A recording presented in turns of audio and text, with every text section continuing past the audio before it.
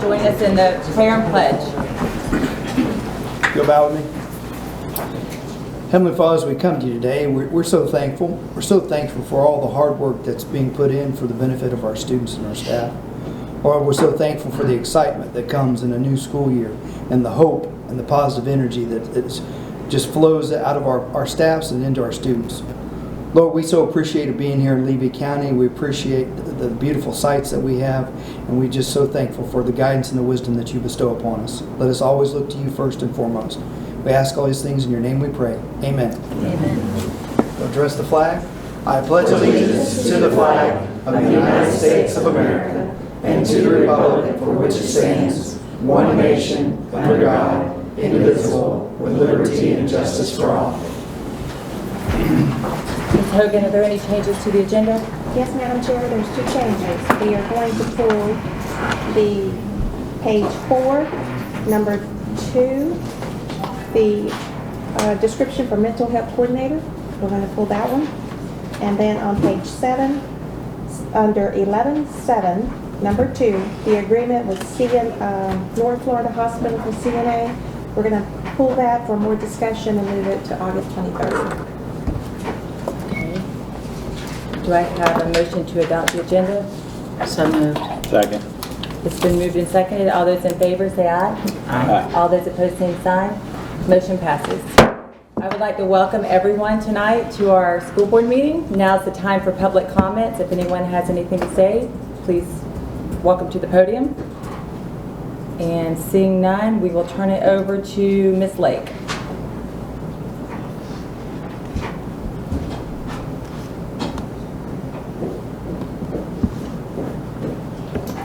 Good evening. Good evening.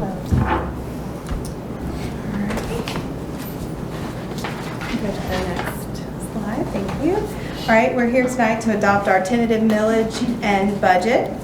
Our final millage and budget meeting will be on September 12th at 5:01. So this will be the first of the 2 public hearings. And so if anyone has any questions, please just feel free to ask. All right, this is our trim. So trim's the first thing we're going to talk about. And as we adopt our tentative millage rate for this fiscal year, the tentative rate being proposed is 3.227. I believe we've discussed RLE and how it is set. Does anyone have any questions on that, or do you want me to go through the spiel? Okay, say it every year. Our RLE is lower this year when compared to last year, but it's higher than the rollback rate, so we did have to advertise for a tax increase. And again, this just means the tax value has increased, so the RLE would receive more in local taxes when compared to last year, but the tax rate did not increase. Again, we're proposing a tentative millage rate of 3.227. Are there any questions? Go to the next slide. If there's no questions, we would need a motion to approve the tentative millage. I move to approve the tentative millage of 5.475. Second. It's been moved and seconded. Is there any discussion? Seeing none, all those in favor say aye. Aye. All those opposed, same sign. Motion passes. All right, now we'll go into our tentative budget, and I'm going to talk about a few things we discussed at the proposed budget meeting. We talked a little bit about the district challenges we were facing as we were developing this budget. We have salary compression on both the instructional and the ESP salary schedules. We, of course, face FRS increases. We worry about ESSER funding as it starts to decline. We have a lot of unfunded and underfunded mandates, and of course scholarships are an issue, and recruitment and retention, and the inflation that we're facing and those increased operational costs. More specifically with this budget, the impact of the minimum wage, or Amendment 2, which is the part of the suppression issue we're facing on the ESP. Did I say suppression? Compression, excuse me. Scholarship growth and increases in FRS. So FRS, no, let's go next to the next slide. So we'll go back over the cost increases for the $15 an hour. So that's costing us $660,000 for that $15 increase. And the employee is seeing an increase of a little over $552,000. This is impacting 48% of our ESPs. They'll see a salary increase due to this. It was passed and started July 1st. Those increases are from 8 cents to $3.18 an hour, with an average increase of $1.92. Annual increases range from $114 to a little over $5,000, with the average increase of about $2,800. And we're seeing years of service averaging at 4 years. We have some 1 years, which means they were hired last year, and then I think there was only one that was a 15 year. These are pretty historic salary increases. They're pretty huge. FRS has also increased to the tune of about $300,000 this year. Scholarships have increased from 17-18 was a little over $535,000. It was just McKay at that time. Along came FES in 1920, and that was $257,000. So we had around $713,000 in scholarships that year. Last year we had $2.3 million, with $1.8 million belonging to FES, and this year we're estimated to lose $2.96 or close to $3 million in scholarships. Could you repeat that number again? 2.96. It's a lot. It's a lot. All right, so we'll move into the revenue sources contained within this budget. We went over this already, but we'll kind of review this again. We see the majority of our funding sources, revenue sources, come from the state. 34.7 million. And that would include the $2.9 million we expect to lose to scholarships. We have about $12.5 million coming from local sources, $1.7 million in the form of transfers. So we're looking at a revenue budget of $52 million, but you have to back out those scholarships, so that's putting us at $49 million. An increase of $2.2 million from last year. Does anybody have any questions about the revenues? I just didn't have that page on my computer. I did. It's gone. It's not in the slide? Mine is. It was. It should be. Here's number 10. Mine's disappeared too. Oddly enough, our revenues do disappear pretty rapidly. Right, So, gone. There it went. But It's don't gone. worry, the expenditures linger, so hopefully that slide will stay around a little bit longer. 10 on mine. There must be something going on. Mine is not going in the order that Kim's going. You want to go? No, mine's not going in the same order. Mine I'm all over is the page place. 11. It's just blank, there's nothing there. Mine's It's 12. That It is must be something in the formatting of the Yeah, PowerPoint. it was there. Next time I'll have her uploaded as a PDF instead of the PowerPoint. I think it's the PowerPoint, being uploaded as a PowerPoint is causing an issue. So the expenditures for this budget, I have them laid out by object. So salaries, we're showing at almost 30 million in your tentative budget, an increase of about 1.6. That has also been adjusted for scholarships, so it's slightly higher if you were to look at the budget summary, but I reduced the scholarship so it doesn't skew it. The expenditure just sits out there in that area. Benefits have increased by 4%. Purchase services have increased by 10%. 53% of our purchase services is for contracted services, which include SROs and other sources, mental health and those types. Energy services is increasing by 10%, which I think that's pretty intuitive.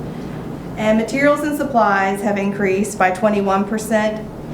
What is driving that increase are our roll forward funds for our schools sit there. And then we also have fully adopted for textbooks, which is $940,000. We have a slight decrease in capital outlay and other services. Other services are where you would see subs and dues and fees and those types of activity. And that brings our expenditures to 49.9 million for 22-23.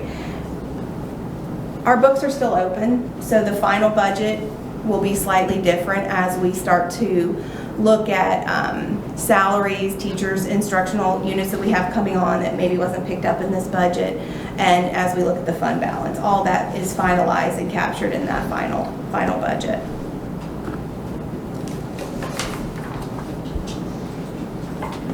So this is just a pie graph of how our expenditures by object look. 77% belong to benefits and salaries, 12% to purchase services, and you can see kind of how that trends along. Now when we look at it by function, we see that 57% of our expenditures go to direct instruction, 31% to general support services, and your general support services include social work, guidance, health services, psychological services. Student and instructional support services include media, instructional curriculum, staff training. So you can kind of see those first, the 57, 31, and 6% all really have something to do with instruction.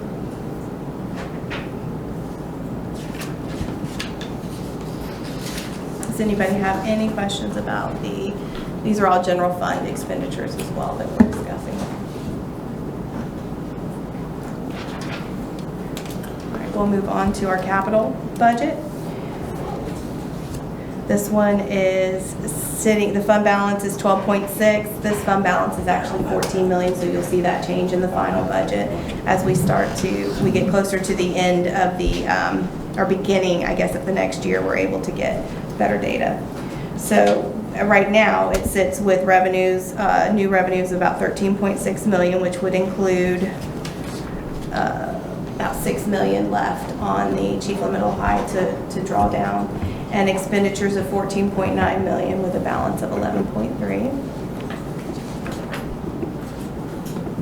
It's our food service budget.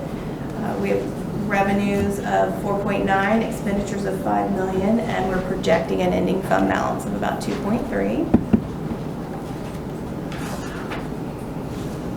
This is our federal budget that includes ESSERs and our title budgets. Revenues always match expenditures in these budgets, and we're showing about 21 million. We do have some lagging data for our federal budgets as well that'll have to be trued up for the final.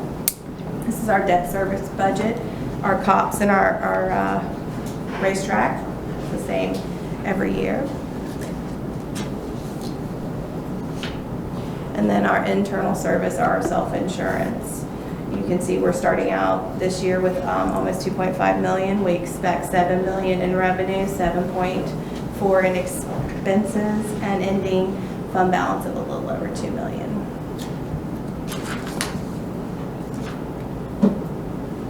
All right, your final, this is the budget summary that was published in the newspaper and that you approved last week or before last.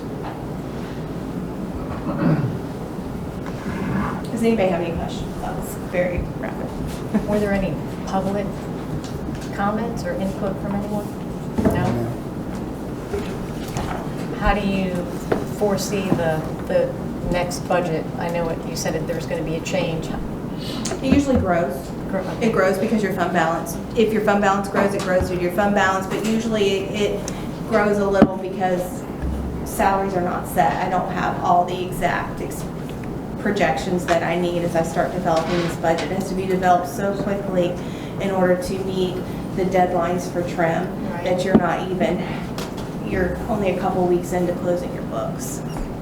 So all of the fund balances have to be finalized. On the capital outlay slide, you had percentages difference. Could you explain those percentages?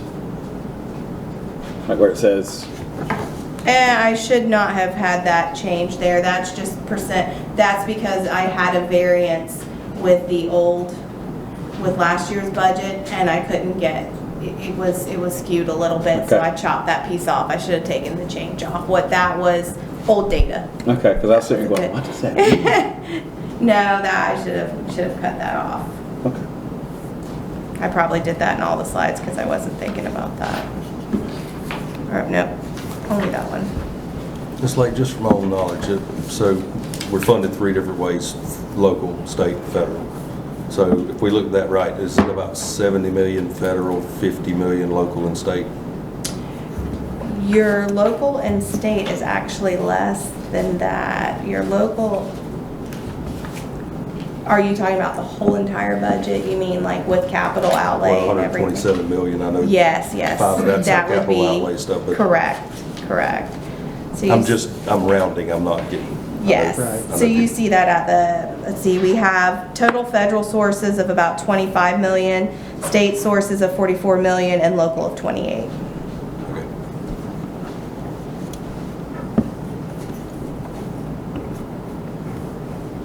Thank And you. of course, the local, so the way it works with capital outlay is the special facilities is actually state funding. So that sits up there in the state funding, and then the local is just our 1.5 mil.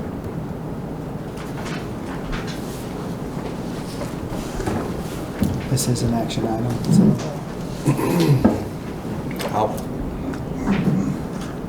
I'll move the adoption of tentative budget 23-02. Mr. Delaney, do you want to say something? Just making sure we're going to adopt the millage and the budget in two different. we already did the millage, Right, so. so that's why we need a separate vote on this one. That's right. It's been moved and seconded. Any discussion? Seeing none, all those in favor say aye. Aye. All those opposed, same sign. Motion passes. Thank you, Ms. Lake. Thank you, Ms. Lake. These things were all out of order. Marilyn. But it's touching it rolls up because it's live. It's not. Come on down, It's a Jimmy. PDF, it will be, I explain that. Good evening. How's everybody?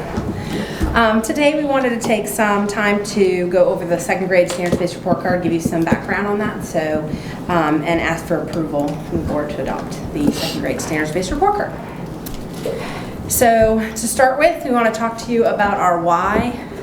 And we wanted to create an assessment tool that allows for student mastery of grade level standards throughout the school year, where we're not just taking an assessment in the first 9 weeks and then moving on. Well, if a student has an opportunity and is not passing it the first 9 weeks, they have an opportunity to master that standard and those skills along the way.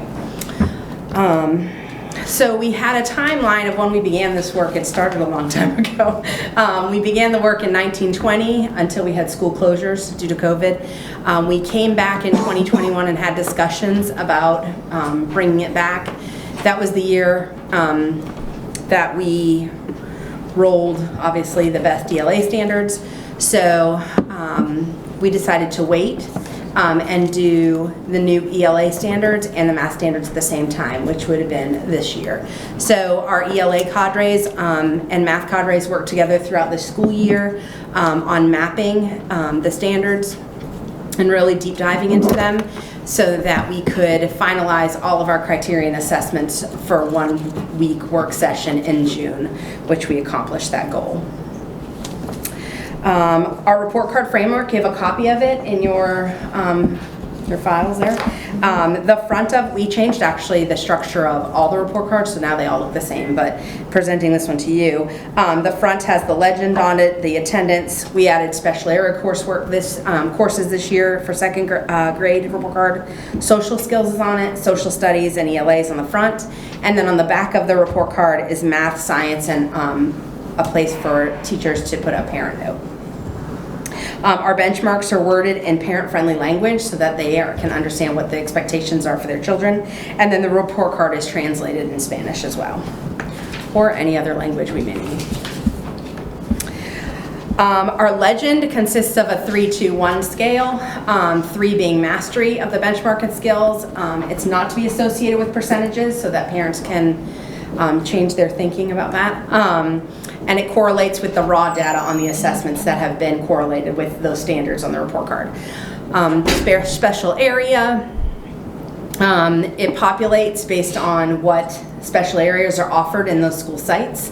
And then that is on an SNU scale. The social skills and special area are the only ones that have an SNU, and the social skills are graded each 9 weeks.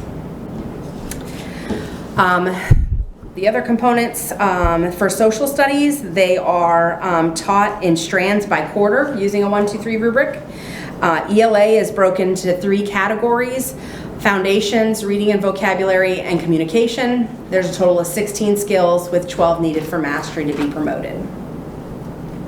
In math, it's broken up into 6 categories, a little more extensive, with number sense and operations, fractions, data analysis and probability, algebraic reasoning, measurement and geometry, with a total of 21 skills with 17 needed mastery for promotion.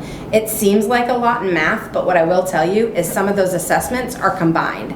So they may take a test, but that test is maybe testing 2 or more of those skills on that report card.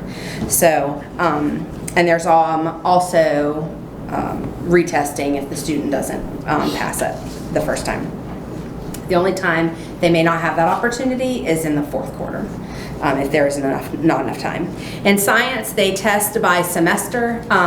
They have assessments that have been built from our state adopted curriculum, and it's chunked into those strands in semester 1 and then semester 2, and that's also on a 3-2-1 scale. I have a question. Yes, Only sir. because I just don't know.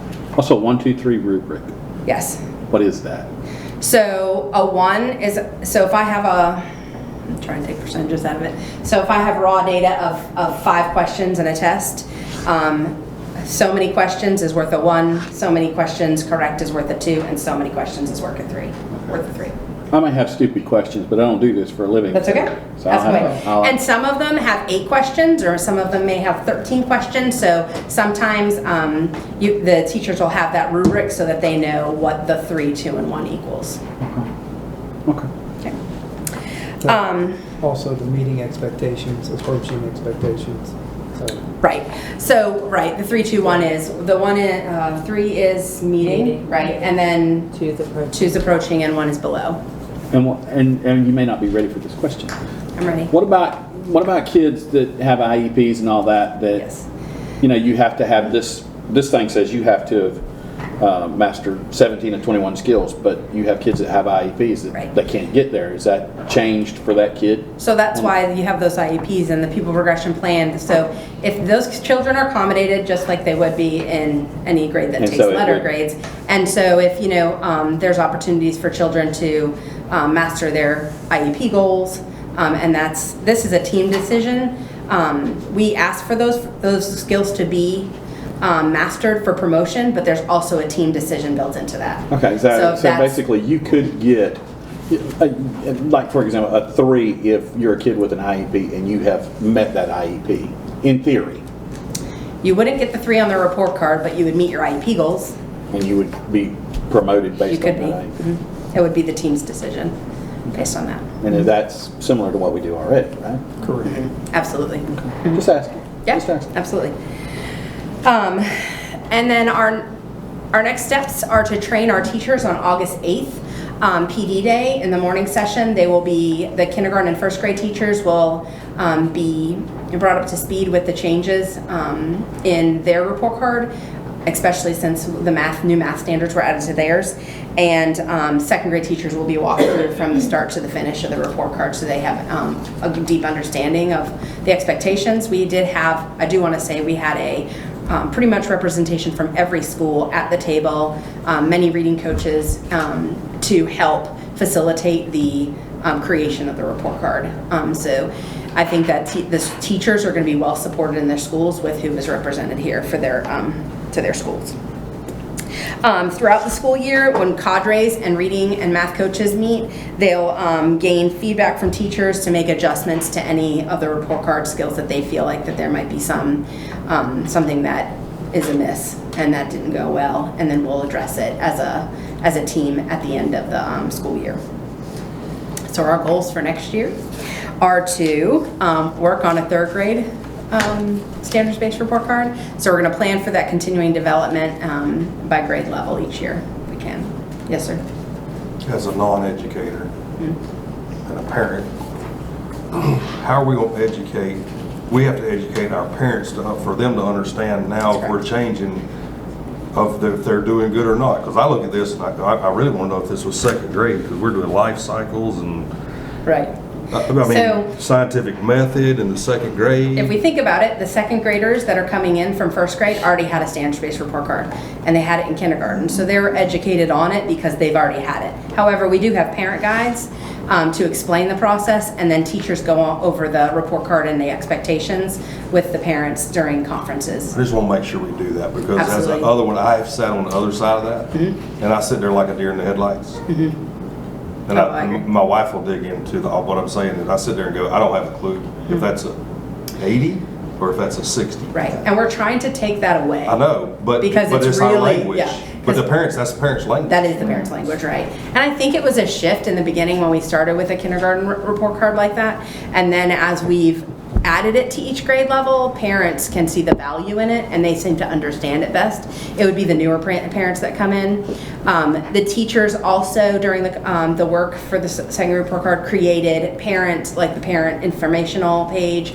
They have parent resources that go home to explain like the fluency and things like that that are associated with the report card and the assessments, so that the parents can get a better understanding of what's expected.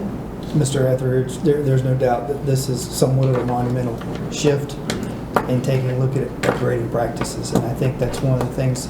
So, and Ms. Lewis is going to speak to that a little bit later. So, and the ladies that are sitting in the back here have been extremely instrumental in helping with this heavy lift. It's an extreme heavy lift. We're trying to move forward and trying to raise expectations of our kids and our staff. And I think this is a thing, and you're right, that it is going to be, making sure that Ms. Hanlon has led this effort, so, and really been instrumental in pushing this forward, her and also Ms. Heather Rollins, so with leading our reading coaches. So, but you're right. I didn't want you to think that I'm detrimental. Absolutely I think not. I it's don't think highly so. progressive, but what I'm saying is, just like Mr. Asbill had to ask you a minute ago, we sit here and listen to these acronyms all the time. An average parent to come sit across at a parent-teacher conference, and you just go blah, blah, blah, blah, right there, Right, and they go, they have no Right. idea. They have no idea what you're talking And we leave, and they don't know if that's a 60 or an 80.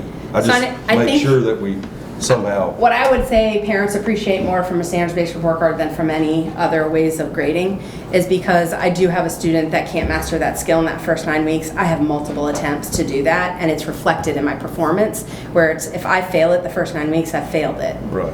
So that opportunity continues to exist for that child, and because these are end-of-year expectations, we're giving that opportunity for the children. And we've also staggered those harder skills sometimes later in the year, so that they do have the opportunity to build the foundations needed to be successful on the harder skills. That's why it's blacked out in the areas. That's right. I'm sorry. Oh, no, go ahead.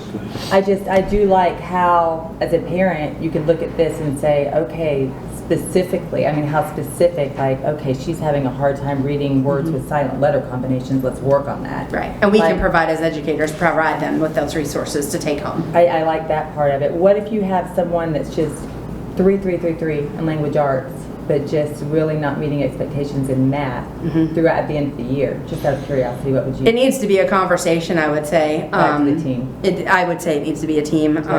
This is one data point, right? You should also look at other Right. data points. We'll have FAST this year. We'll have our iReady, and triangulating that data would be the best way to come to the team and make a decision to determine if that child really needs to build those skills. And if the child does stay back and retain their math skills, what are we going to do to accelerate them in reading?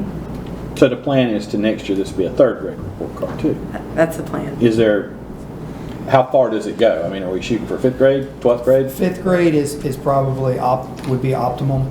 I think at 8th grade is about the point where you start differentiating, where you have students that take Algebra 1 and things like that, where it's not just I'm taking 8th grade math or I'm taking 8th grade ELA. So, Okay. so yes, sir. and this is going to sound absolutely stupid.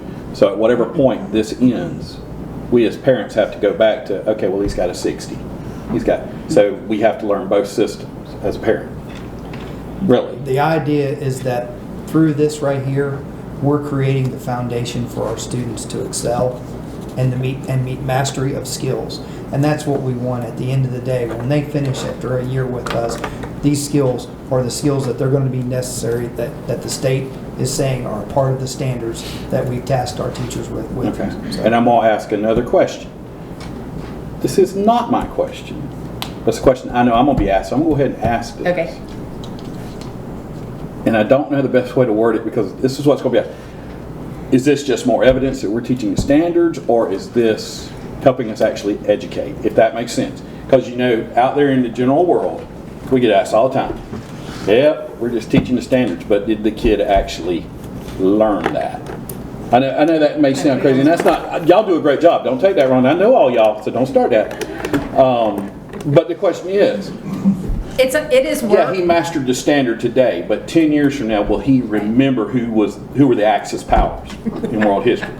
Right. You know, yeah, I mastered it today. That's the general question. And I'm asked this all the time, you know, well, are you just teaching to a test, or are you actually teaching? I know y'all are actually teaching. Don't draw up, especially I you, will Patty say Coleman. both of these ladies have Okay. worked on the first grade report card with me. I'm asking, that's just a general, I think it's. I like this report card. Don't get me wrong, I like it, but I'm going to be asked that. I think the goal of this is, we have moved away from education.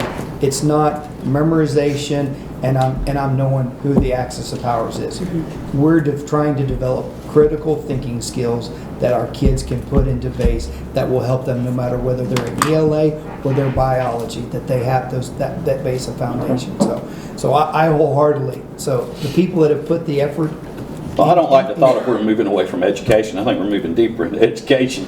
But No. I want an in-depth. What I'm saying is we're moving away from memorization, Okay. is what I said, and we're moving into critical thinking skills, which is what we as entrepreneurs and employers, that's what makes the world move around. So the movers and shakers and the people that you remember that become those historical things that you remember, whether it's an Axis power or whether it's, Wilbur Wright, And I know this sounds crazy. you're fine. I'm just thinking of things. Well, an they're gonna example ask of me it where I can is answer them. our reading comprehension skills on our report cards. They're constantly spiraled. They're introduced, but then they're constantly spiraled. So that expectation of mastery to the end allows the children to dig deeper and understand the depth of those standards as they are learning it throughout the year.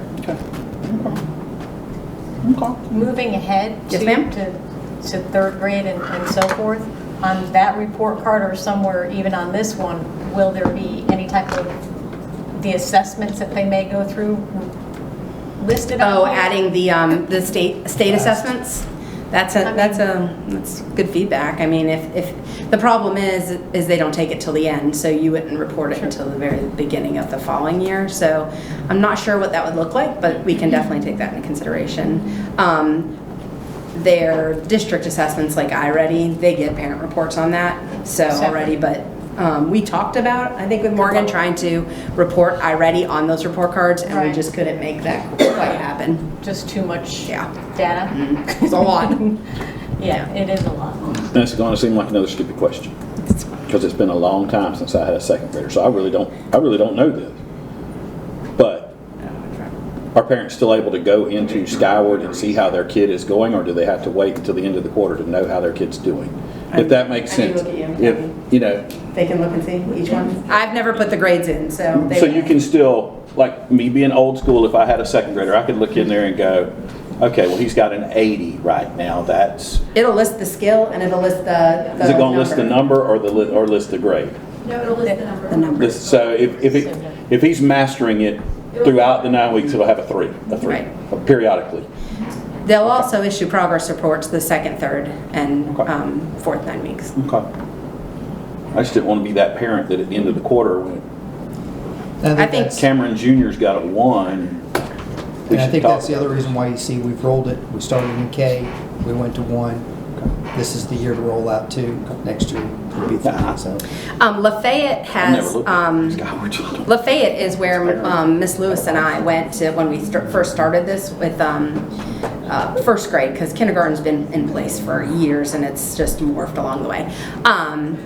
But Lafayette is rolling out 3rd, 4th, and 5th, so we'll be paying them a visit again to see how they're approaching that, and see if we can glean any insight from them. They were very helpful and very impactful in our implementing of this. So do you need a motion of approval from us? Yes, please. I move to approve this report card as presented. Second. It's been moved and seconded. Any discussion? All those in favor say aye. Aye. All those opposed, same sign. Motion passes. Thank you. Thank you, Ms. Hamlin. Thank you. Mr. Lott. Good evening. Mr. Coward had introduced these proposed board policies last meeting. I'd warned you that there were more coming. The legislature's been very busy, and a lot of stuff seems to be from the top down.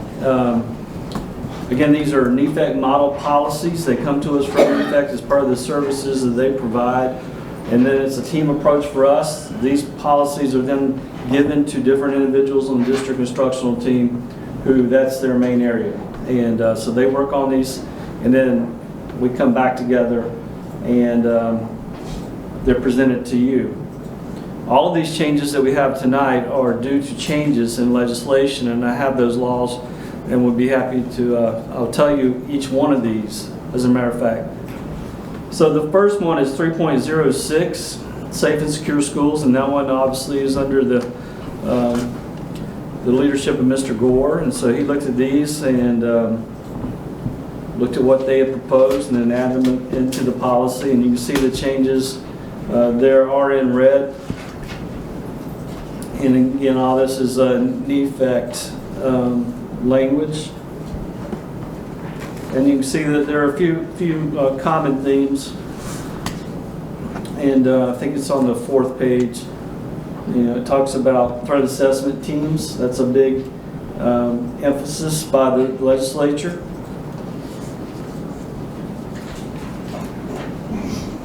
And there's a whole section on that. Look on under 6E, you'll see that parents have a right to access school safety and discipline incidents. You'll see a common theme through a lot of this legislation and a lot of these board policies in regard to parent rights, and that's part of the legislation that came down. And then lastly, towards under 8, under security, there's a lot of language there about school safety specialists and their duties, and obviously with some of the recent events with school shootings, a lot of this came into play. Under 9, you'll see another common theme in a lot of legislation, and that is mental health. Point of emphasis also in regard and due to some of the school shootings.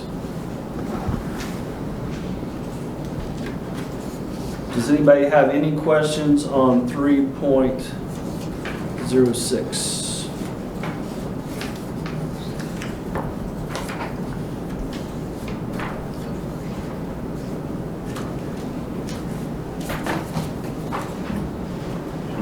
Okay, ready to move on?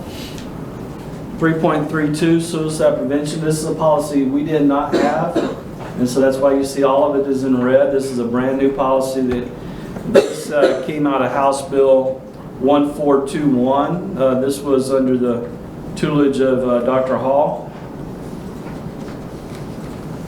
And so that entire policy is brand new. Suicide prevention is another point of emphasis by the legislature.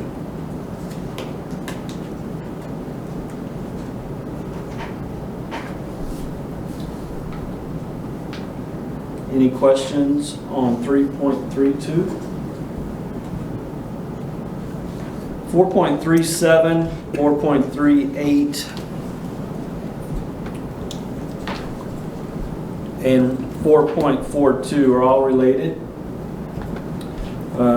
Instructional materials selection, educational media materials selection, all of those came about because of changes in the new legislation, House Bill 1467, and Ms. Hanlon and Ms. Rollins led the charge on those.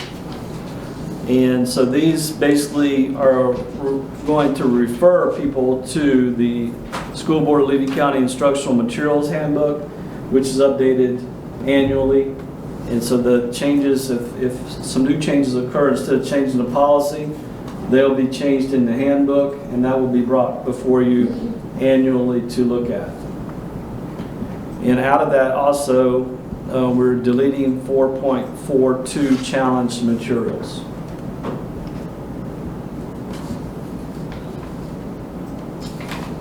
Any questions on that? 5.02 student assignment. NEFAC gave us a lot of proposed language for a completely different policy. We liked a lot of the things that were in our current policy, 5.02. So I took the language that came from NEFAC, that came out of legislation. The legislation was 2524. And this resulted in changes in our controlled open enrollment, which we'll have later, and also school choice. This particular policy, 5.02, student assignment, has factors of school choice and controlled open enrollment in it, and so therefore these had to be changed as well.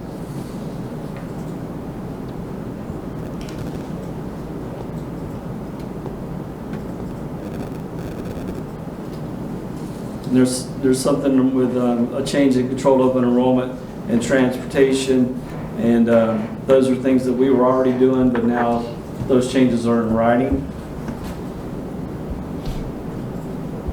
Mr. Lott, under 10. Yes, sir.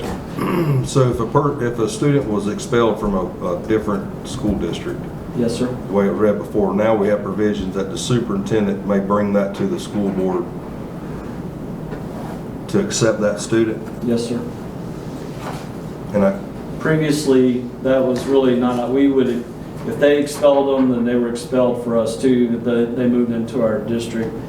And now, basically, the superintendent could bring that to you, and you could reinstate them. You know, I don't know what the reasoning might be to do that. this is NEFAC language? Yes, sir.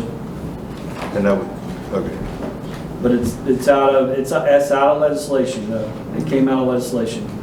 I just wanted, if they were under expulsion in another, they would for our own language, would they automatically go into one of our, they wouldn't go into our general classroom?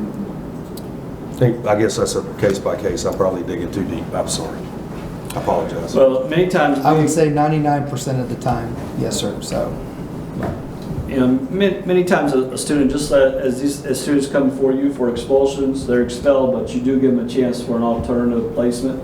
And that may be the case in this, you know, with a student coming in. They may have been in alternative placement, and then we do a light placement with those students, so they would go automatically into those similar placements for us. Okay. I was thinking way too deep in the trenches. I apologize. Okay, any other questions on 5.02?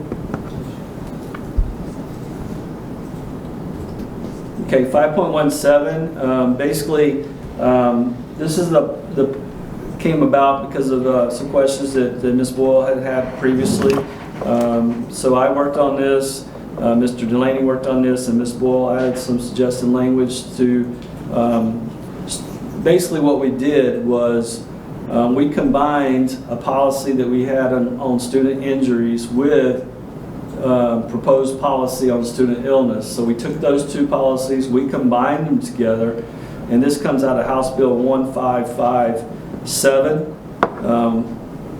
You probably know it better as the Parents' Bill of Rights, and so a lot of this language came from that legislation.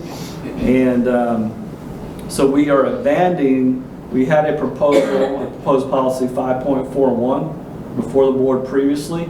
We are abandoning that. It never came to the board for a vote, so our proposal is that we don't vote on that. It doesn't come back before you. Instead, we're proposing this as the change where we've basically combined student injuries and illness with some different language. Mr. Delaney. Sure, and I think during the revision process, I just noticed that a comma seems to have fallen out of number 3 under 5.17. And what we're trying to do is set up sort of 3 categories. If we're in a life-threatening situation, comma. Category 2, when urgent medical attention is needed, step down from that. That's category 2, or when the student is not improving. So if they're in one of those 3 categories, we need to call. So I think we need a comma after situation before when. Under the new 3? Yes, sir. Okay. Yeah, 'cause I thought that was all one. It's intended to be sort of 3 categories. Okay.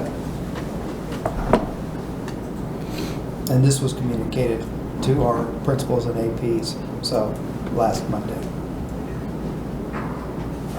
Anything else? Thank you very much Okay. for taking the time and working on that.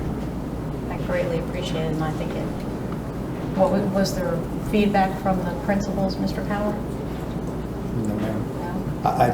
I shared with them about the new policy, so I also shared with them about how important it was that we had 2 backups, so for their health room, and that the training that would be taking place, so with those. And just reiterated that in situations where someone is not improving, so to please. So if you feel you need to call 911, call 911. So. Yes, sir. Thank you. Okay, moving on, 5.43 parental access to information came out of House Bill 1557, the Parents' Bill of Rights. And again, Dr. Hall, I believe Ms. Wade may have had some input on this one. This is entirely new policy. We did not have a parental access to information policy. And so this entire policy is in fact new and came out of legislation.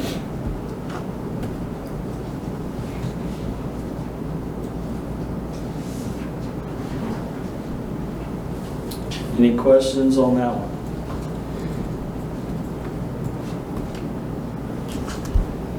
Okay. 6.032 appointment or employment requirements. Again, new language that came out of, this one came out of Senate Bill 2524, and Ms. Hires worked on this one. And there's some changes in language in regard to background screening and when that has to occur in relation to employment. There's some language in there that was changed from the CBC, which is the District Criminal Background Check Committee. That's taken out, and just so you know, in our district, a small district, and I found that some of these changes also fall in this category. Because of the size of our district, many times there are things and changes in language that really don't apply to us, and this really is one of those, because the CBC really is the superintendent, the director of HR, and her personnel in the HR department. And so they're the ones that do look at those background checks and make determinations as to whether or not that individual is employable or not, and the conditions thereof. So in our case, they're one and the same. In larger districts, that might not be the case. They may have different people doing different jobs, but for us, it's pretty much it's the same people doing that.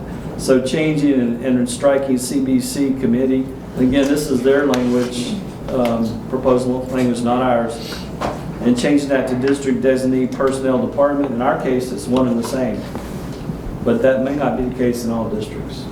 Either way, we're covered. Any questions? Thank you, Mr. Lott, for your email and clarifying that for me when I emailed you. Yes, ma'am. Okay, 6.042, report of misconduct, came out of House or Senate Bill 2524, and Ms. Hires, this fit under her department, and so she went through this and made those changes.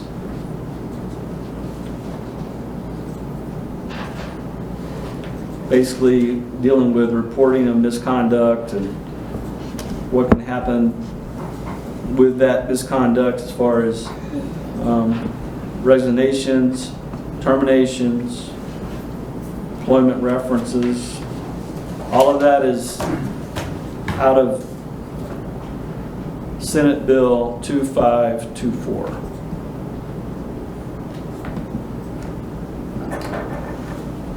Mr. Delaney, could you just go over what you said earlier regarding the notification one more time? That the person that may do alleged misconduct, It's under 5, notification, that paragraph. notification, so their name, not the student's name, but the person, it gets listed? Okay. Yes, absolutely. So, I mean, the intent of this entire policy, and definitely paragraph 5, is to not conceal misconduct by a former employee. The phrase that's been used is, "we don't pass the trash." And this is an embodiment of that concept. So, in doing so, that doesn't mean that we would be disclosing student-protected FERPA information, student privacy information. Right. And so in an employee, if there's a request for an employee's file as part of a hiring process in another district, that employee's file is a public record, and there may be an investigation in there, but that would involve, if the investigation involved a student, those student identifying information would be redacted. So we would be disclosing, as we're required to do by this policy, by statute, but we're not going to drag student names into that process. So we may disclose that one of our employees has, say, abused a student, but we wouldn't say which Right. student. We wouldn't name the student that was supposedly abused. And then there's no HIPAA regulations for us not to put that employee's name out there, right? Well, I think it's more, HIPAA is more about health information. Okay. So the employee who's committed misconduct doesn't have any right of privacy Okay. associated with working for a public employer. Okay. Thank you. Okay, any other questions on that one? 6.40, records and reports, Senate Bill 2524, and this was given to Mr. Bennett and Ms. Hires, and just talks about basically when or we could withhold information from a parent, and it would only be in very narrow scope where there's potential harm to the student if that information is disclosed.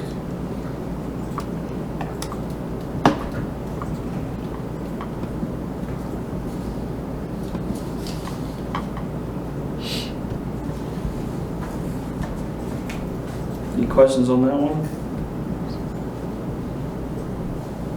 Okay.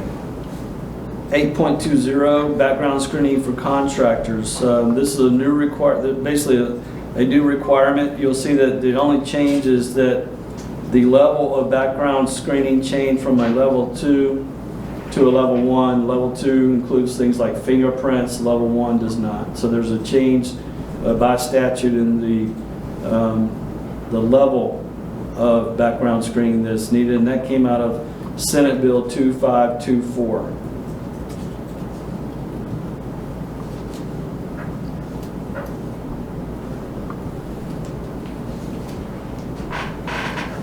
This also goes along with some changes that the state has made in regard to student interns and what is needed with student interns. So that section is talking about that.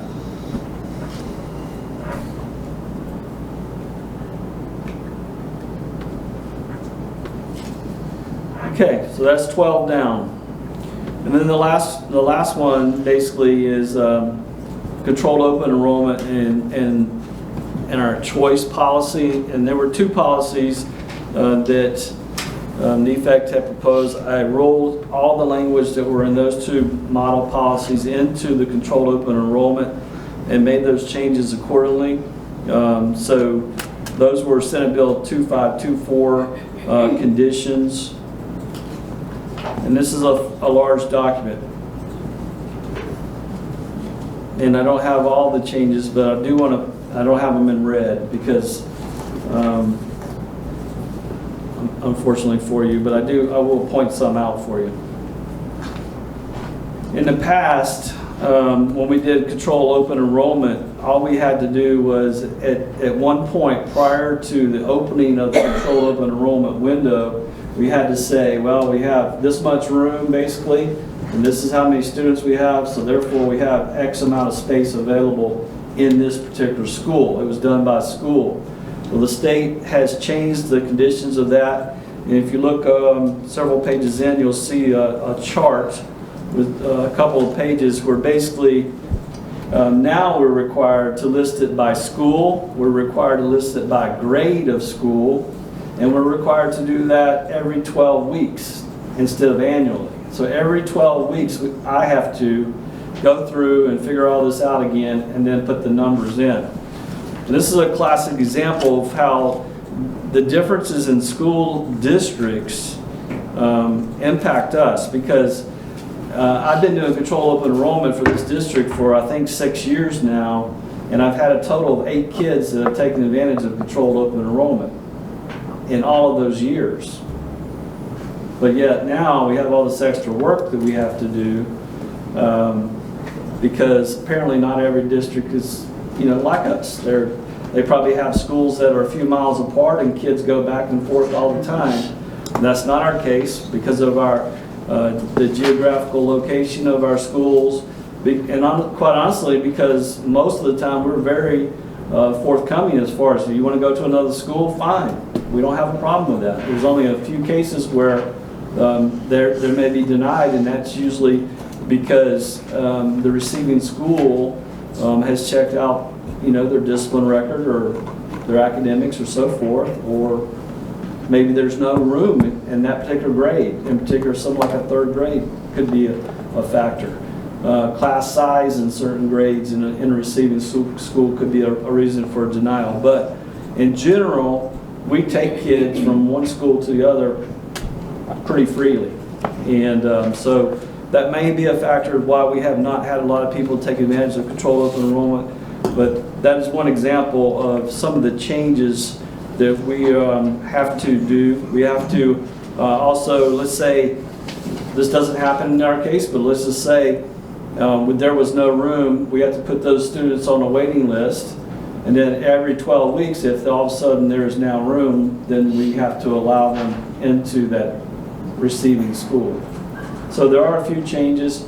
It has become more complicated and more cumbersome for us, but the law is the law. On that note, I have a question. Okay? Like for Yankeetown, 1st grade, 31 students, but why does it say that there are 11 available spots? It's because the fish study, because the state changed the cap percentage from 80% to 90%. So 90% of 342 spread amongst those grades. So. I'm glad you mentioned that. That was another change. Our previous, we had 80% as our, and it was a DOE approved. We said 80% was going to be our number. And so 80%, once we got 80% of our total student seats, that was at capacity. The state has come in and now they said that'll be 90%. This seems ridiculous to me. What if you're over 100 already? If you're over 100 already, then you just, we've always had schools that were at capacity under 80. This year with the 90, there's only one school that is at capacity, and that's Williston Middle High School. But we're still accepting students there. Am I right? How does Well, this- we don't. If they're zoned for there, we have to take them. So Right. That's what it's, yes. Right. And they may, and that they may not be as high as the numbers on the computer. I guess we'll find out when they show up, because they don't always show up. But The reason I bring that up, I had a parent call this morning that was trying to move their child from Williston to Williston Elementary School. they live just on that Marion County side. She said that they didn't know if they had room. So I think about school choice now because you have that conversation, but at the same time, maybe you really don't have the choice. So what you're pushing up against right now is you're pushing up that we're starting to hit 24, 25 in a class, when class sizes. Aren't we going to get dinged for that? They didn't obviously take into account putting it at 90% and then dinging us for class size, right? Or did they? Probably not. Two different meetings. I will share, not to get too off topic here, but I will share that was one of the things that Commissioner Diaz shared at FAD's FSBA was one of his solutions for our teacher shortage was to try and revisit the class size amendment. So that would take legislative because it's written into statute. Right. So, but that was one of the things one of his solutions. And, we know we're out there, we're still trying to hire people. And, yes, so that's why. Any other questions on controlled open enrollment? I just think it's ridiculous to shift, let's shift things around instead of paying teachers. If we paid teachers more, we wouldn't have the teacher shortage, in my opinion. So, it's just, you have 31 first graders. We're playing with the numbers and not really addressing the problem. Now, I will say with that number, we also have a vacancy there that I we're know, trying to fill. I know, So, yeah, I know. so that 31 would be cut in half. So, but yes, That's right right. now. And I know I did talk to Ms. Sure, Westfall about that sure. today, so I just mean in the big scheme of things. It's a real thing, and there's no doubt. I think the state has tried to address it. I'll get off topic here, so I'm chasing a rabbit. So, but you can see, I really want to focus here. So Miss Lake wasn't feeling well and went home. So between Mr. Lott, Miss Lake. So, one other thing, new employee orientation, Kaylee and Marla, Jamie, Dr. Hall's coming up. You can see a lot of hard work is being For sure. put in, so, to bring this to you. So. Okay, if there are no other questions, then the next meeting, we will bring these before you for your approval. Okay? Thank you. Thank you. Dr. Hall.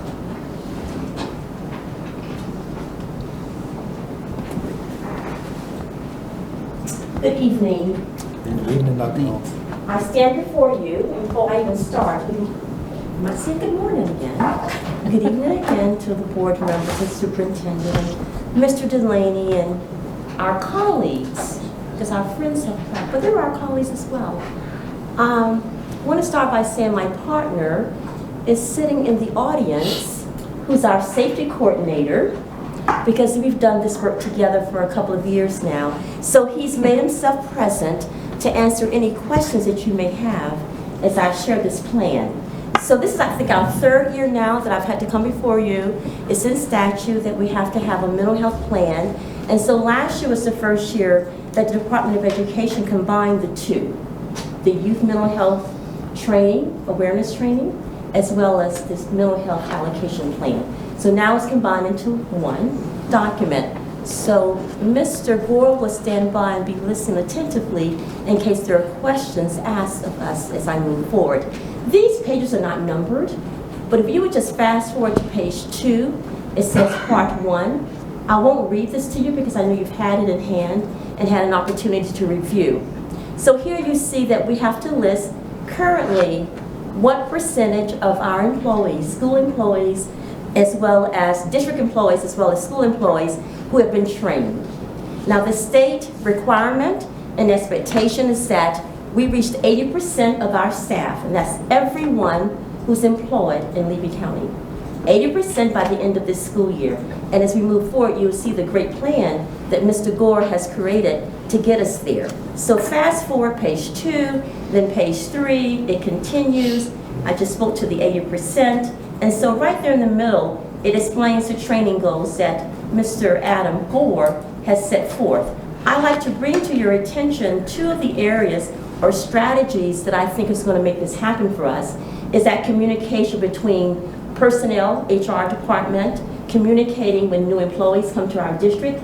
Now remember, this is a state rule, so when teachers come to us from other districts, the first thing we're going to ask is, have you had the youth mental health first aid awareness training? And if they have, they'll have a certificate. And that'll be on file. I would assume probably an HR department that will maintain a file of those that come to us with the training, and then we'll focus our attention on our employees who have not had the training. The training has to be refreshed, if you will, every 3 years. It's good for 3 years. Then the second strategy is, I kind of spoke to that, communicating with new staff and determine if they have a certificate or not. Now this is a lofty goal for the state, I will tell you. Think about 80%, that's a lot of time out of class. That's a lot of time for our non-instructional staff, our secretaries, our bus drivers, you name them. If they're employed, they have to be trained. If they're interacting, they all are, come in contact with our students. Fast forward to page 4, here listed the allocation for youth mental health awareness training is $7,612.30. That's how much money's been allocated. And you can see the bulk of that money is spent on training, paying for substitutes to teach our students while our colleagues are being trained. And Adam, if I remember correctly, you have an all-day training schedule for next week. 2 of them. 2. Thank you, Mr. Masters. Is it open to all employees, or we have targeted just? So no, we're capped in 2 at 30, and then we also have all of transportation and food service to be trained on separate days. So we have a plan in place, and as best we can, we're going to continue to train throughout the school year, trying not to disrupt the teaching that goes on in classrooms. Now we're going to move over to part 2, which is the mental health assistant allocation plan. So the first thing we need to remember that 100% of the funds that's allocated to the district is to be used 100% of the time working with students, providing mental health services to students. We cannot supplant. That's been a consistent message to all the districts in the state, because sometimes we get creative in a good way, you know, to work and to support our kids, but the law is very clear that it's used for this specific reason, and we cannot deviate. If you look over on page 5, which is the very next page, these things we've had in place in our district. Now it's required that there's a timeline in terms of when students are referred that possibly may need mental health services. There's a timeline, 15 days. Once that child has been referred, and you have a 30-day window, if it's community-based or school-based, to start providing services to students. We do not want to delay services to our students who are in great need. And that would just make sense. But the law now is saying we're going to require you to adhere to this timeline. Also, these are the assurances that we have to ensure that these things are being implemented and followed as required. That now you heard Mr. Lott speak to one of the policies regarding the suicide assessment. And so the suicide assessment that we have chosen, and we chose the suicide assessment before it became law. Levy County is really on the cutting edge on a lot of these things. We know what best practice looks like.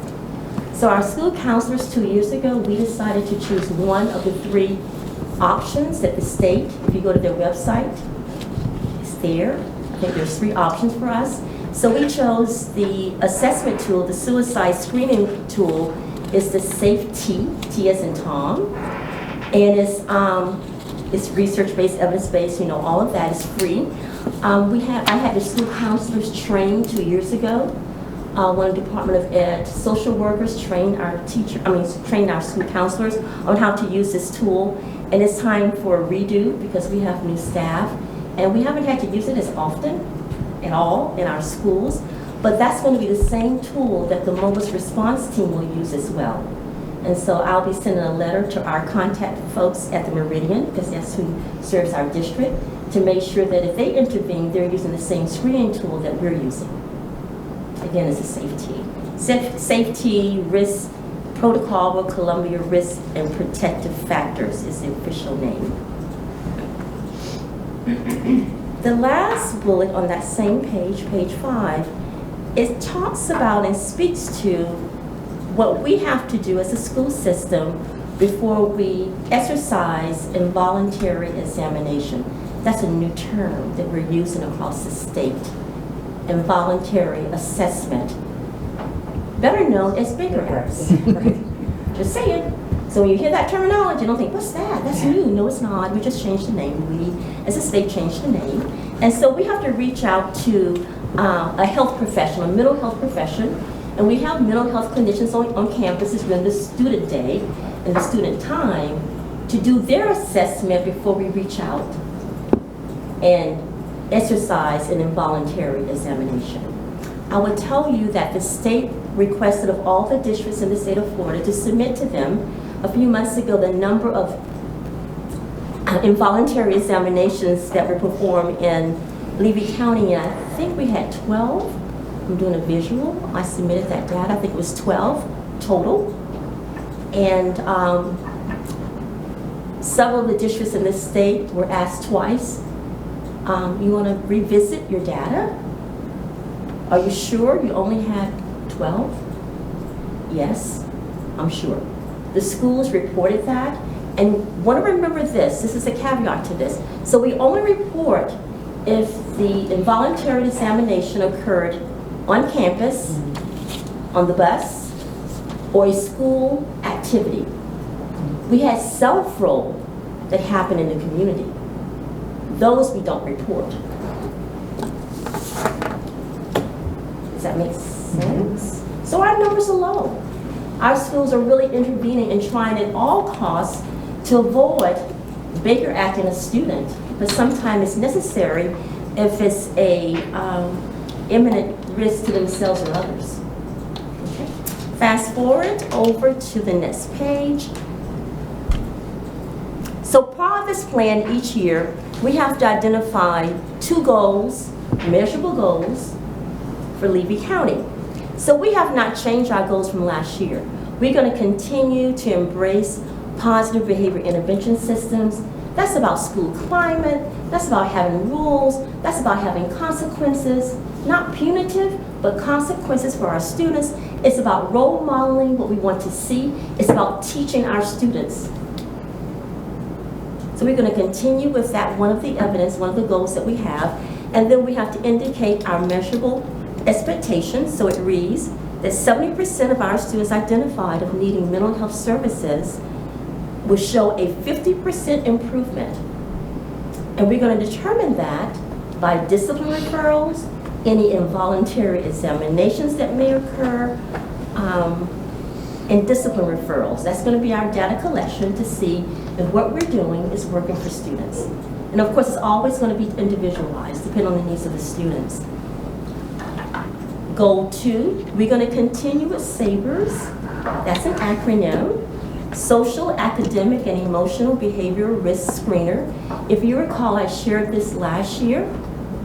And so, if you recall, there were several schools in our district, Williston L, Williston Middle High School, and Yankeetown were the 3 schools who volunteered to be a pilot. This was the first time that we implemented the screening tool. And you would be very surprised, and maybe not so much, I was not, that the outcome of those assessments, it showed that those students that were identified who needed some intensive services and support, we already was providing those services to them. So it says to us that our schools really they're connected to their kids. They know when something's not quite right. And not always do we need a test to tell us that, because if you remember, Mr. Coward speaks a lot about relationships. So when you know your audience, and your audience are your students, you know when something's not right with the student, and you intervene quickly. This year, we're going to continue the pilot. Dr. Hancock at Williston Elementary School, as you heard me say, this past year, we only used a screener at her school for her 5th graders only. Not 3, 4, 5, but just 5th grade. And she loved the tool, so she's going to continue, but it's going to be school-wide for this upcoming school year.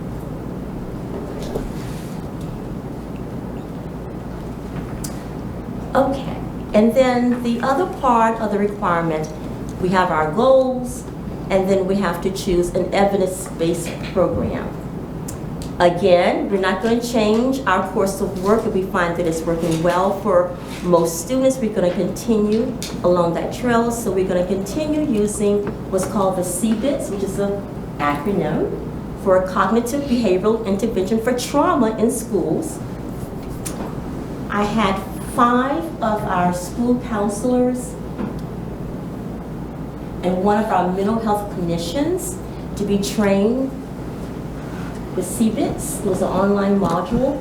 It was sponsored by, and the training was provided by Department of Ed, their health department, for lack of a better word. And so they did a series of trainings. The curriculum was free, it's script. It's implemented in a small group session. You see here that there are 10 group sessions, individual sessions, and the part of this is there's a component for parents to be involved. Not all parents were, but some of our parents did participate in some of the sessions just with the parent and the person who's providing that service, whether it be the school social worker or the mental health clinician.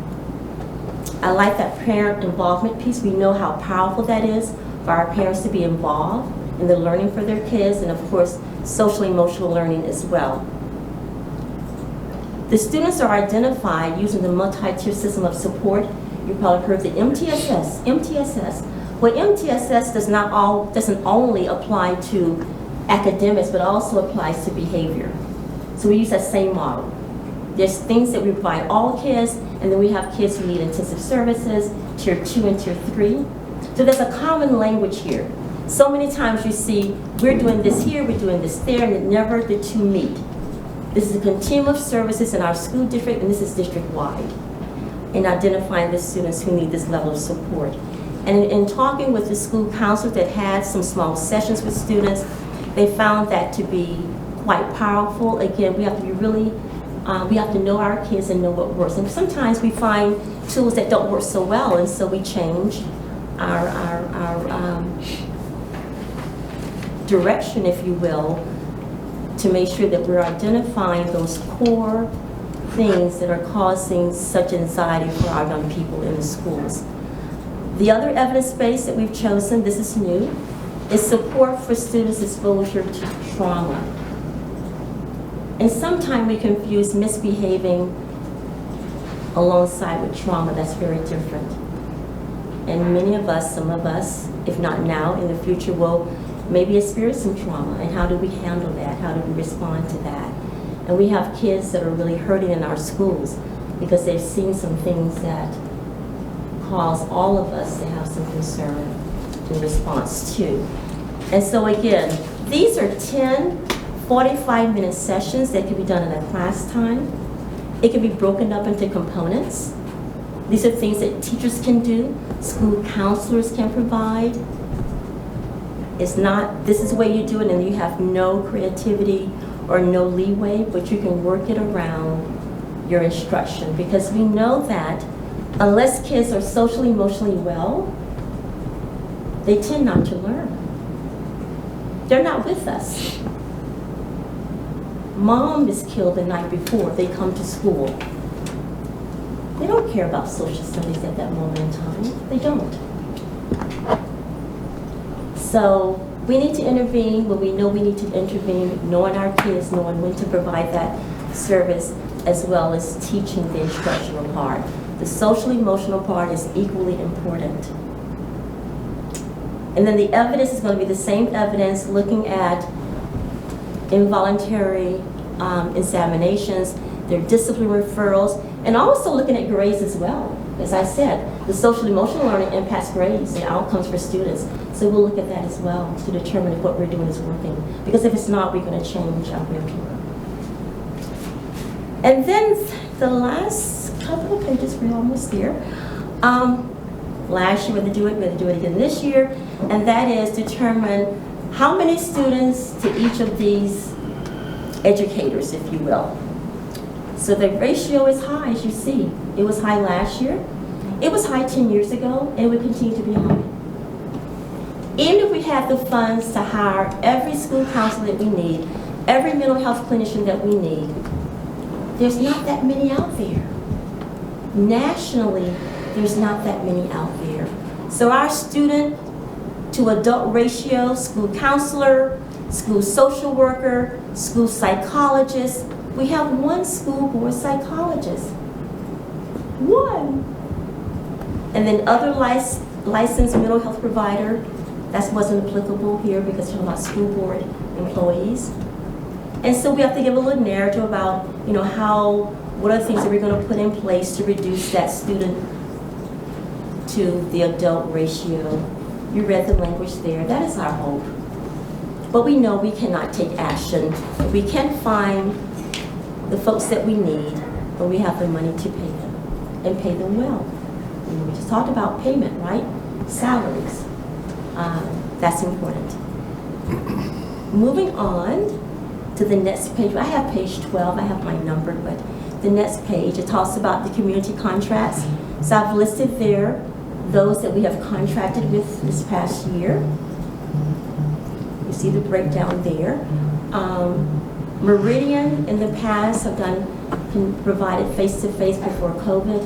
Then when COVID came into play, it was very hard to find clinicians, and in fact, we couldn't find any that was willing to come on campus and serve our students. But they were willing to provide telehealth therapy, and that does work for a lot of families. So it's nice to have some options for our families. When one doesn't work, something else will work for them. There is an error when we look at the allocation for the mental health assistance plan, so I'm going to bring that to your attention. We've been meeting, Mr. Coward, Kim and myself have been meeting, looking at the budget, making sure that our numbers align, and we met as late as this morning as well. So I want to give you the correction for the allocation. The allocation for this year is $352,764. That is accurate. The unexpended is lower than what's listed there. So the unexpended funds, that's the roll forward funds from last year that was not expended, is $42,902. So when you add those two figures, the total amount that we have to work with this school year is $395,666. That's the money that we have to work with. I'm going to break it down a little bit further for you, so I've already done the math, and this has to be submitted tonight to the state.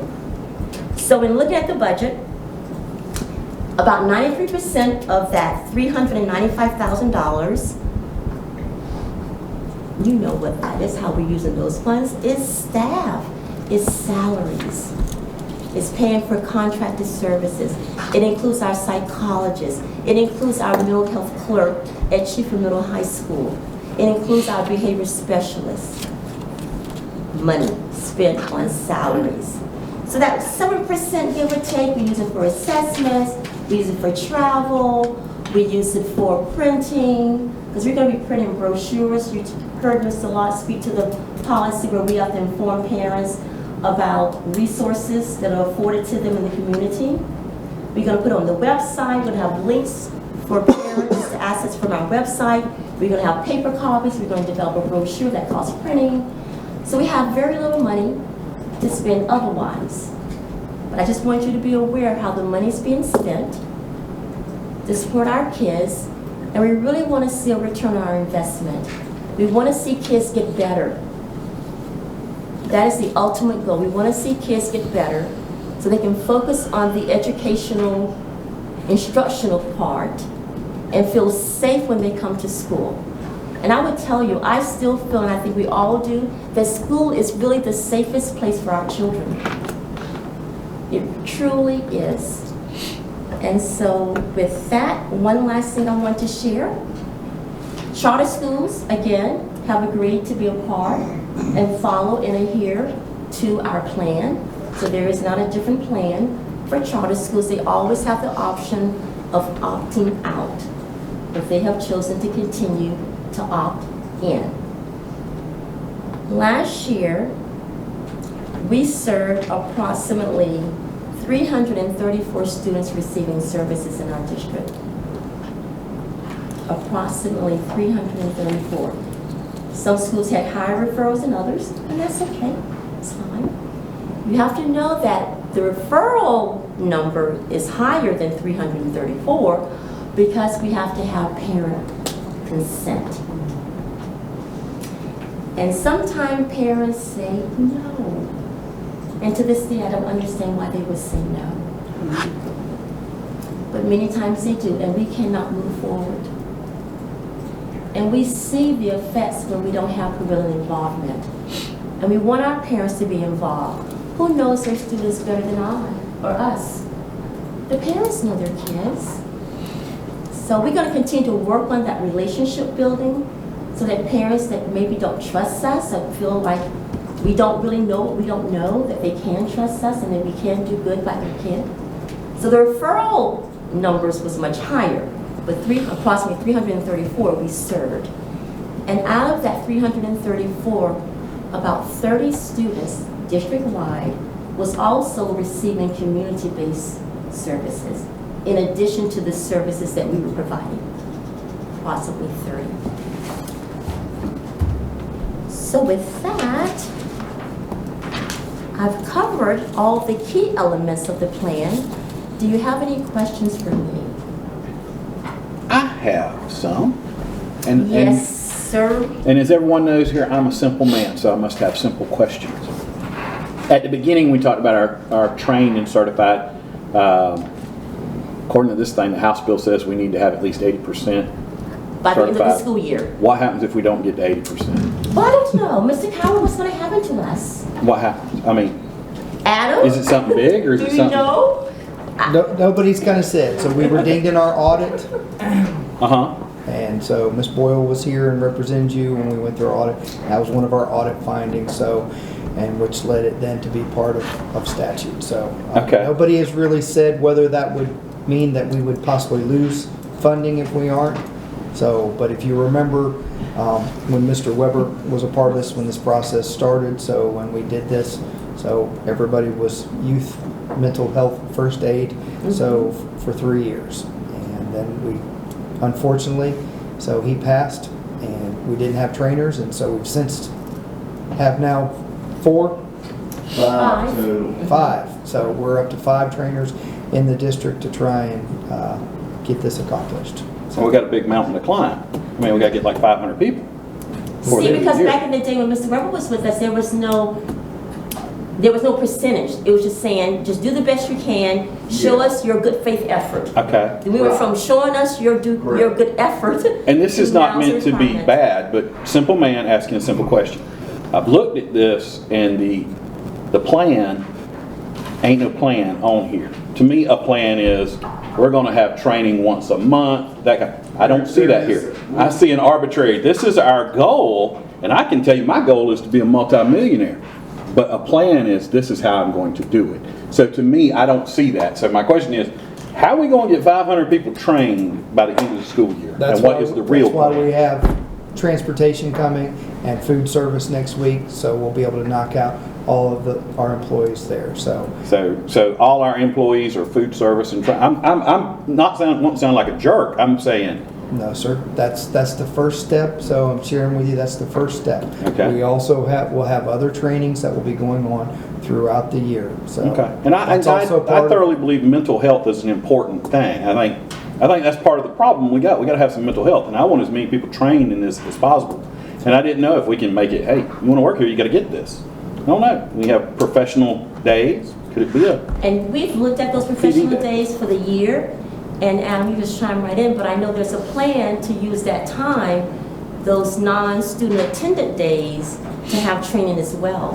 okay. And it may sound like I'm being harsh on something. I'm not. I'm just No, saying, we don't I'm a guy respect that's that. got to know the plan. I'm bad to, if we're going to Gainesville, I don't know how we're going.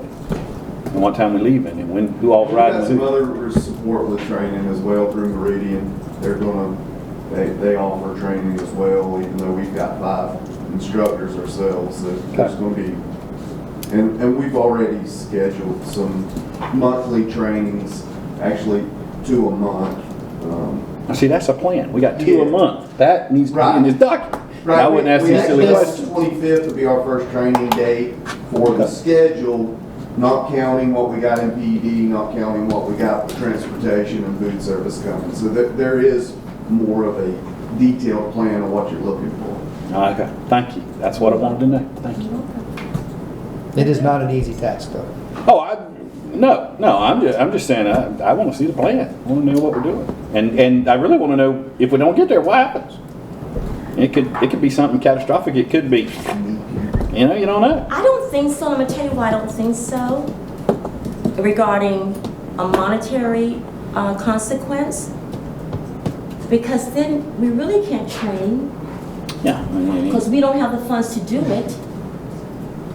So it'd be counterproductive to slap our hands and say we're gonna take money away from you, Yeah, I but we're just still wonder gonna what hold the- your feet to the fire. Yeah, how they going, what And is we've had this discussion across the state. I've been on several conference calls, and everyone is asking that same question.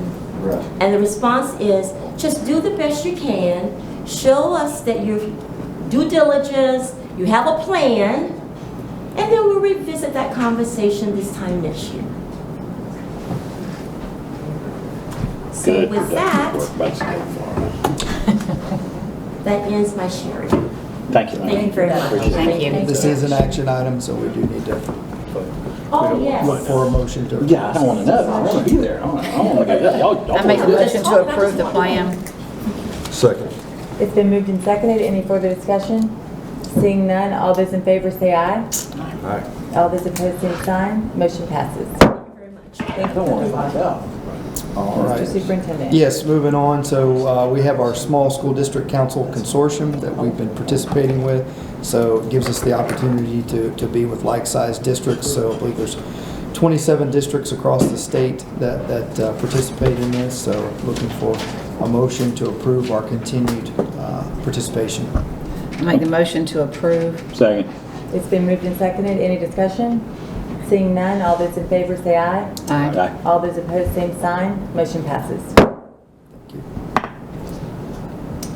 And- Mr. I'm sorry, I was just making sure that we're covering, that covers the resolution, the adoption of the Yes, sir. resolution. Okay. Okay, I know everyone's looked at the minutes from the last meeting. Do I hear a motion to approve the minutes? So moved. Is there a second? Second.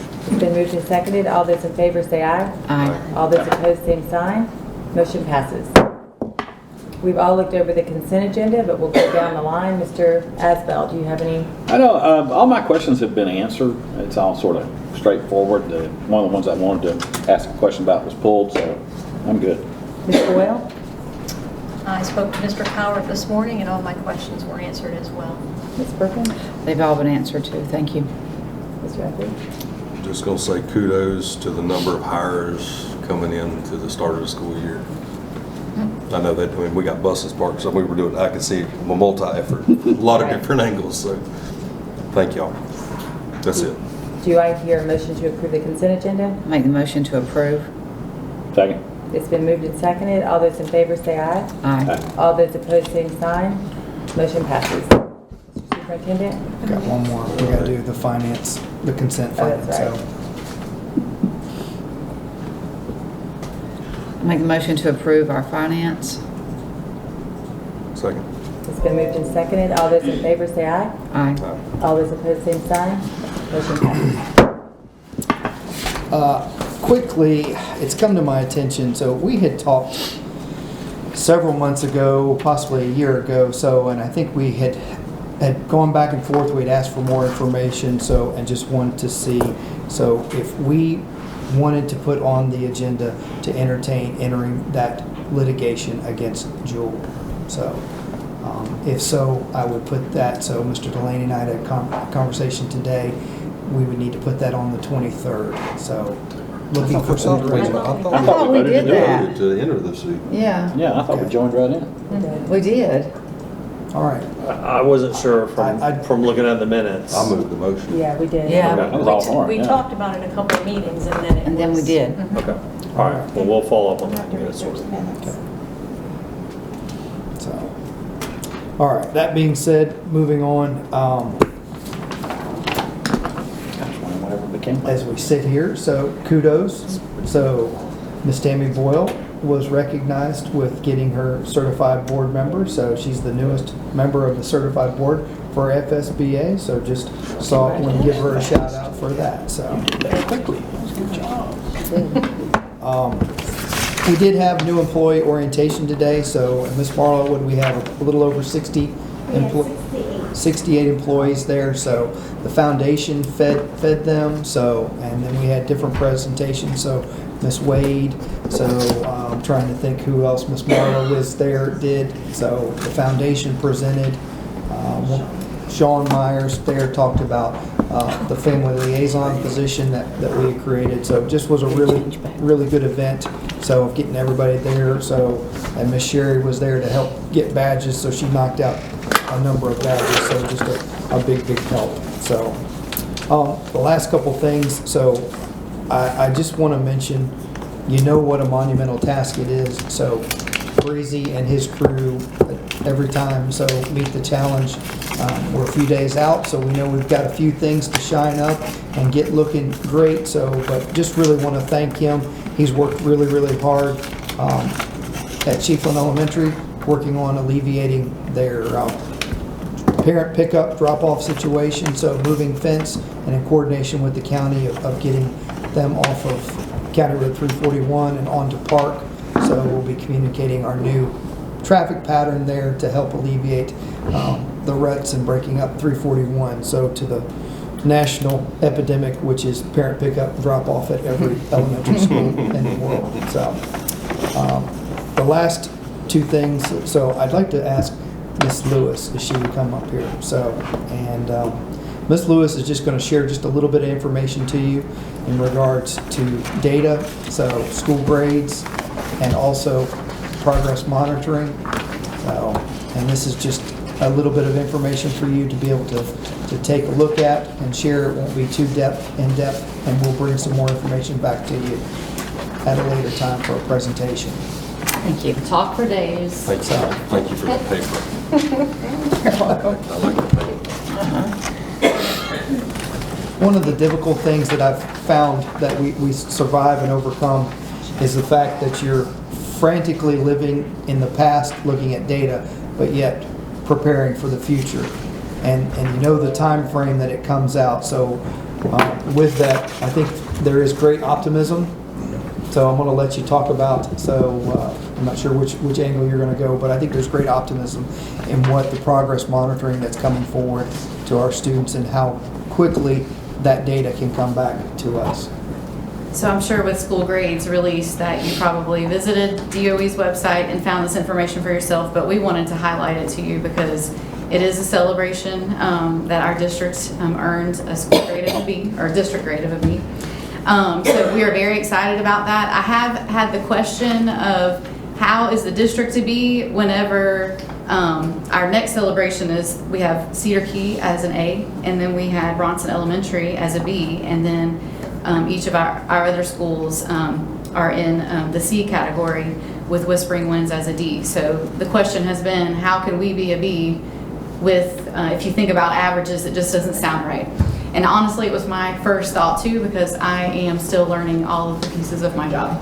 And so in studying how school grades and district grades are calculated, the way the district grade is calculated is when you take each school, all the kids in a school, they are put together to make that school grade. But for the district, every kid counts just like the district is one large school. So when you look at all of the different components of school grade and you calculate all the kids that count, we calculate it out as a B. So great celebration. We're very proud of the hard work that went into earning that, and especially at Cedar Key and Bronsonell, those are great celebratory things, but we wanted to share that with you first. Second of all, you have a stapled set there that was emailed out to all of our instructional staff, district staff. And it is a lengthy document, but since May, we have been attending trainings and webinars and workshops and NEFEX put on, states put on.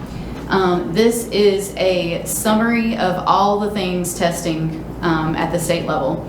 So it is a lot of details. There's some pictures in there, but I think if you look through these, you should have an understanding of all of the things that are going to be tested at the state level. I've made great effort to not leave anything out. If it's highlighted, that means it's something that is still needs to be updated. So you'll see a couple things there. I won't take the time really to go through it, except to say that for K2, they will be testing, let's do ELAs. ELA will be testing K10 3 times a year with the new progress monitoring. K8 will be testing math. And beyond that, all of the other assessments are the same as before, 1 time a year. So that was a little confusion. People thought all testing was 3 times a year, and it's only ELA and math for those particular grade levels. And the last thing I wanted to point out with Mr. Cowart mentioning about how over this last year, we really tried to make an improvement of looking at data as it comes in. So you've been seeing the data sheet come out. I tried to share that with you guys as well as it was being updated with the monitoring throughout the year. But we've been looking at all the data pieces together to kind of reflect on what do we need to do, how can we be better. And I've given one example. Can you guys see this? One example of what a highlight of our work has been over the last year and that we're going to continue this year. This is just a 6th grade example. Sorry, you guys, y'all seen it before. This is just a 6th grade example, and just focus on colors, knowing that purple is perfect, not really, but purple, that's the color thinking. Purple, blue, green, those are the colors you want to see. Yellow and red are areas of everything's to work on, but yellow and red are, you don't want to see. So this column right here shows you FSA, the percentage of kids at the district and then the school levels that were a 3 or above. So that's proficiency. This column is the IXL program that we use at 6th through 12th grade. And this program, this is where it tells us what kids are proficient. This column is our classroom grades. So this is final averages for the year based on school. And does anything jump out to you? Yeah, so this is what we're working on. This is how our assessments rigorous. Are we putting a lot of extra credit and a lot of fluff and telling our parents that our kids are doing well? And then all of the other pieces of data that are coming out are telling us a little something different. Not that they're doing bad, but we're not informing them to the level that we should. So this is going out to all of our teachers. We have worked as a lead team at our administrative workshop last week to point this out, and I think when you put the color to it, it kind of jumps out that we do have work to work on, and I explain this to you guys as well because you will be the ones to get the phone calls whenever teachers start raising the bar and grades start showing a little different, and kids are expected to work harder and perform better to earn the grades. This is why, because we need to do a better job in showing where they're at. Yes, I didn't mean to interrupt you by raising my hand. That's okay. But yeah, I mean, it already happens because the EOC is 30% of their grade anyway. Yes. So then they have AAA, BBB, F on an EOC, and that's 30, so it's already happening. Yeah. So I'm glad it's. Or they're passing their classes, yet they can't pass the assessments to graduate. Right, right. So anyways, that was just what we wanted to show you for now. Just a little taste. If there's any kind of other information you guys want to see, as we work through the data sheet this year, I'm glad to explain kind of what's going on. So we send it out and the teachers understand what it is, but if you guys want any other explanation, we're glad to give it. But Mr. Cowart just wanted me to share that at this time. That's great. Thank you for sharing. It's good to see a reality report, like, right. without fluff, just like it actually is. Just want to say.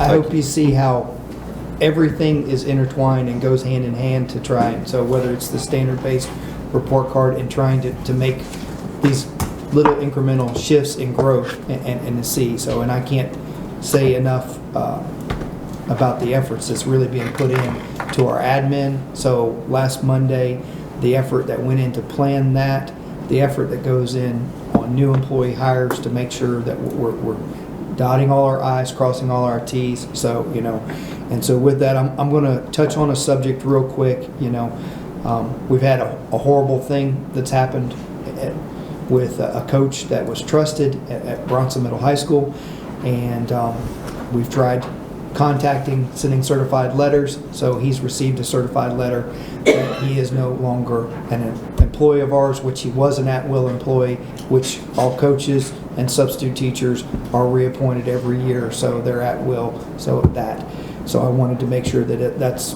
written into the record, that everybody knows that he's been notified by certified letter that he's not to be on our campuses, and he is no longer affiliated with us. So, and the last two things that are positive things that I want to really talk about. We have such a great connection with Dr. Winnick at NEFECT, and him being here as an assistant superintendent and leaving us and going there.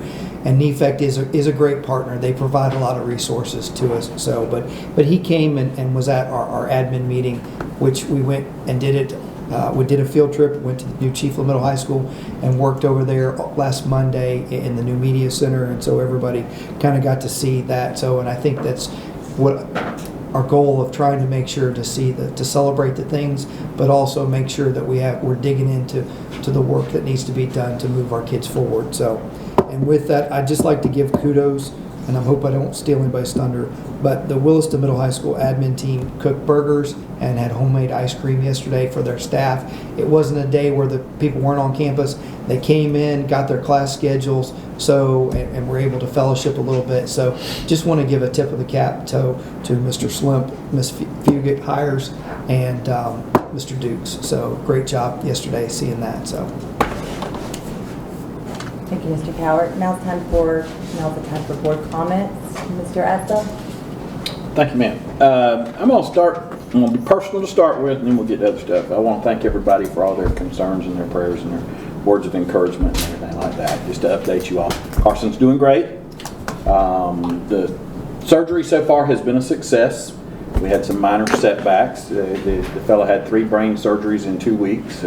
Mama and Daddy were on pins and needles, but I told Mr. Delaney a comment he'd made, and so the humor was there, and he's still the same kid. It's kind of amazing what they can do. It's incredible, you know. It's another day at the job for those people, but to us it was, oh my Lord, what is this? But he's doing great, and I greatly appreciate all the support and all the interest in my child. We now start school. He's going to go back to school just like everybody else. He's under some limitations, but if he came walking in right now, you'd never know he was any different than he was in March. He's the same kid. And I just wanted to say I appreciate y'all's interest and prayers. It really meant a lot to me. I also would like to say this morning we had breakfast at Bronson Elementary School to celebrate the B. That was sponsored by one County Commission candidate, Desiree Mills-Gerald, and County Commissioner John Meeks and myself.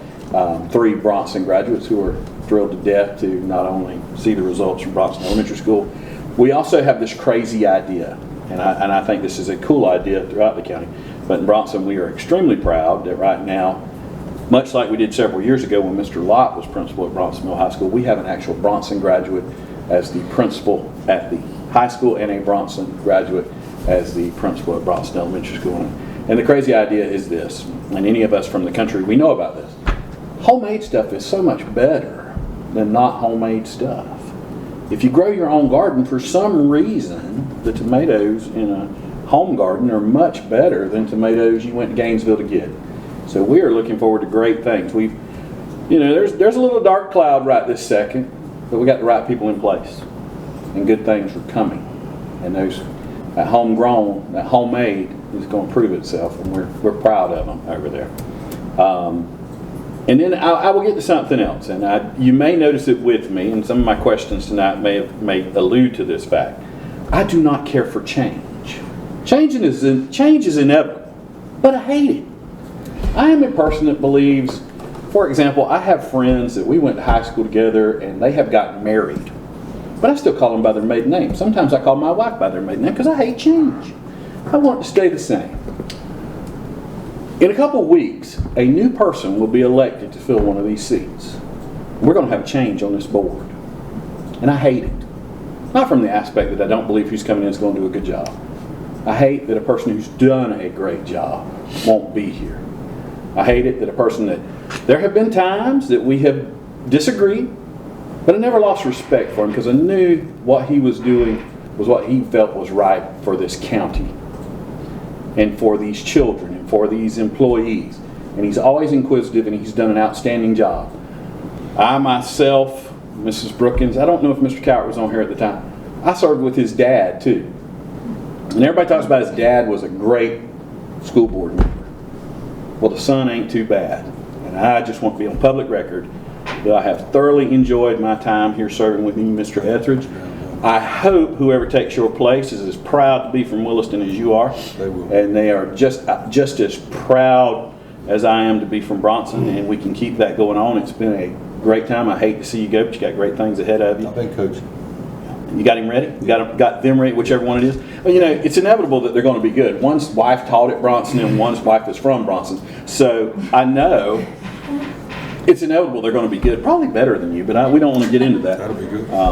But just We're want to gonna say. keep him for at least 3 months, just for the record. Well, I just want to go ahead and say, whoever's going to take those shoes, that's big shoes to fill, and I'm proud to have been sitting here. And I bring it up tonight because over the next 3 months, who knows? Life has taught me something over the summer. Go ahead and tell people. Here, here. Don't wait till it's too late. Here. Don't wait till there's a chance they won't know what you thought. I think a lot of all of y'all, don't want any of y'all to go. I hate the fact that anybody leaves. He's leaving, and I want him to know. I think the world of him. I think he's doing a great job, and I'm going to miss him, and I'm proud to have sat here with you. Thank you. All right? That's all I have. Thank you, Mr. Atherton. Ms. Boyle? Not much on my end. I know the Cedar Key teachers had a good pre-planning day today and had some good food, and the AVID training the week before was hard work but a lot of fun. Tanya made it very, very interesting, and it was good to get together with everybody again. That's really all I have right now. Looking forward to the school year. Thank you. Ms. Brookins? I think with the new school starting, everybody's feeling great and excited about it. And I have had, several calls about the Chiefland Elementary pickup, drop off. And I'm excited to tell them that we are making improvements and changes, and things are going to be wonderful and no issues, and it's going to go smooth. And, I know the high school is very excited about their new school, and it's so nice. So it's that's encouraging for the students coming back. Thank you. That's all I have. I don't have a whole lot. I wasn't really going to say anything, Mr. Asbell. I appreciate that, and kudos, same to you. It's been, and I'm not going anywhere. I think, to be honest with you, things I've learned as a board member, I could be more effective on the outside now than I am on the inside, the way I feel. So there's a lot of good things going on in our school system, and it wasn't long ago, a funeral, they say, is time to come and a time to go, and it was time to go. It's summer, but it's time to start again now. It's been idle for too long, and man, it takes a long time to get it started. The closer you are to it, and it takes a whole week of feeding teachers, it's like a jump start, whole week long just to get it. And I just wonder what y'all doing all these meetings for all those hours this whole week to get ready for school, but I'm sure it's a lot of planning. Spend the summer with us. Yeah. Anyway, there's a lot of work behind the scenes that parents don't understand. I wish that they could see that's done in preparation to get started, but thank you. That's it. I don't have a lot either. Yankeetown, Ms. Westfall is very excited about the direction that Yankeetown is going with the staff and admin support. 30 new kids at Yankeetown, which is a huge number for Yankeetown School, with just one position that we spoke of earlier. That's just great. And the way they're going to address that situation may be better than, you know. But I won't fill in this place. But anyway, very excited. I agree. It's time for school to start, and very excited about the new year. So that's all I have, and meeting is adjourned. No. I got one thing, so Lieutenant Long, would you like to come forward? So he has something for you, board I was members. gonna do it earlier, but she's pretty fast, so. Sorry. I'm And sorry. honestly, I appreciate that, but I'd like the superintendent to come up. The sheriff's office, we treasure our partnership with the school board of Lee County and serving our community and our young people. We had a successful school safe patrol trip. Many of y'all in this room have been on it. I wanted to be sure I passed along a picture of our total appreciation of that partnership, and we had a great time in Washington DC, so. Lady, stop talking. Thank you, I appreciate it. Meeting is adjourned.